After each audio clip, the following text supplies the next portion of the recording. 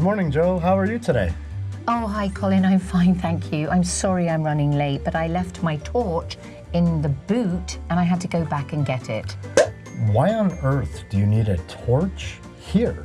And why did you put it in your boot? Wouldn't it get burnt? Oh, no, I just put a small electric lamp that uses batteries in my car boot. Oh, I see. You put your flashlight in the car trunk.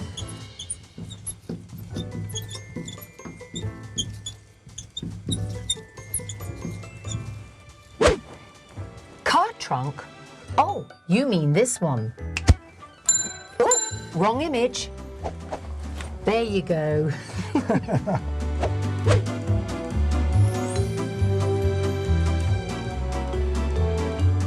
Hello everyone. My name's Colin. And I'm Joe.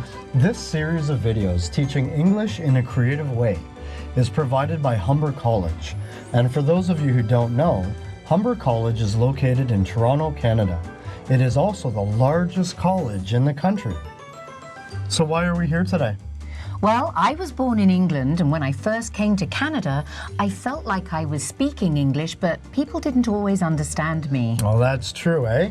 British and North American English often spell and pronounce the same word differently. There are also many cases in which the two varieties of English use different terms to describe the same thing. Sometimes the difference creates funny situations, even for native speakers, as you may have seen in our previous conversation. So in this series of videos, we'll be addressing the different vocabulary in British English and North American English, in topics that are very close to daily life, such as transportation,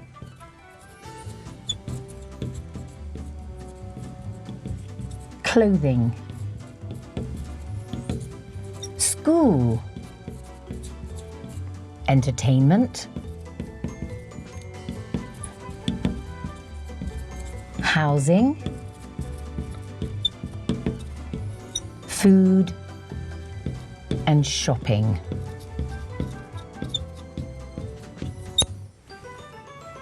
And we want you to have fun while learning, and we promise all of you to stick to the KISS principle. Keep it short and simple. In each video, we'll compare a set of words that each describe the same thing. Each word will be introduced in a dialogue or a simple explanation so that you can have a clearer understanding. And at the end of each video, we'll have a rapid-fire recap of the whole list addressed in the video.